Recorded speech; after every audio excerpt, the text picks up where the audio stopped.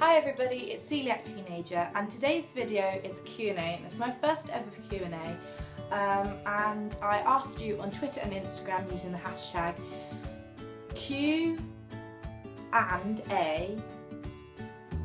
CT, meaning Q&A CoeliacTeenager, or Ask CoeliacTeenager because I forgot that that's what they used, but I've got two, so I'm going to stick to one or the other, I haven't chosen yet.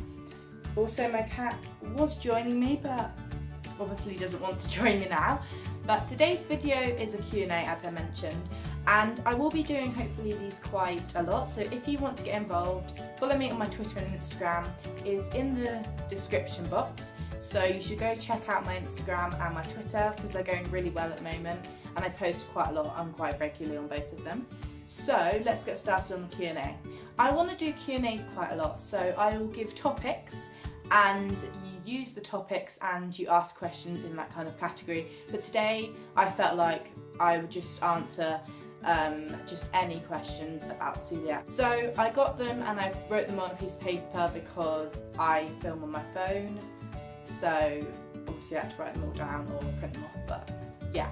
So the first question is, what is your favourite brand of food? My favourite brand of food is either, it's really hard because different companies give different foods, but I think my top are Tesco Free From and Udi's. I'm not just because I'm on their website for Udi's. If you didn't know, I'll leave that down below.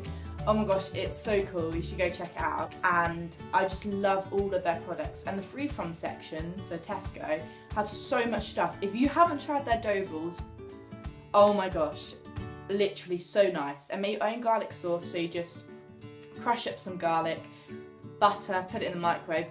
Literally so nice. I love it and it's one of my favourite things ever. So definitely go check out those two companies if you haven't yet. How long do symptoms last once going on a gluten-free diet? Firstly, symptoms can change and they can stay exactly the same. It completely depends on you.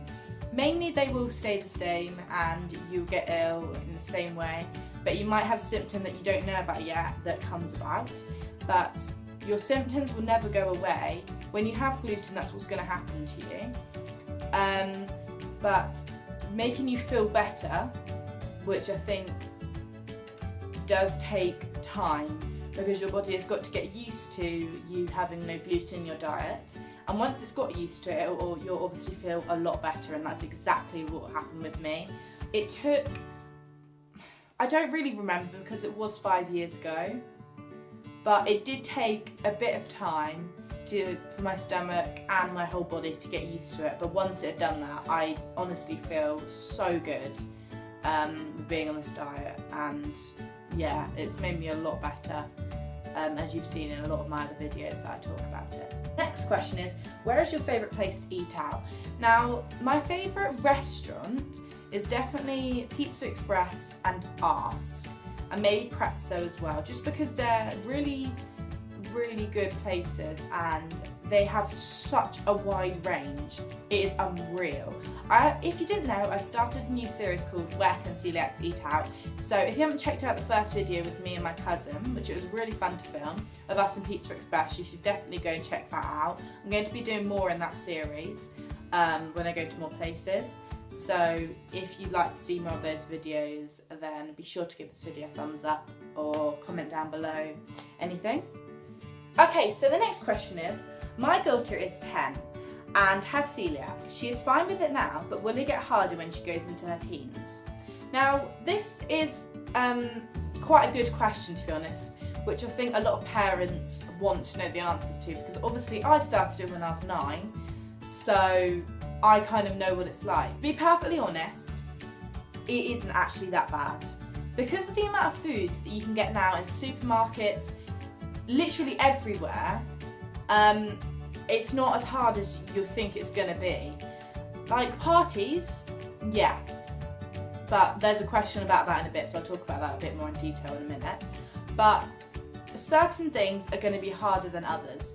For eating out, it's easier now, so much easier in the UK, and in places like Spain and Portugal, France is a bit of a hard one sometimes because obviously it's more pastries and stuff.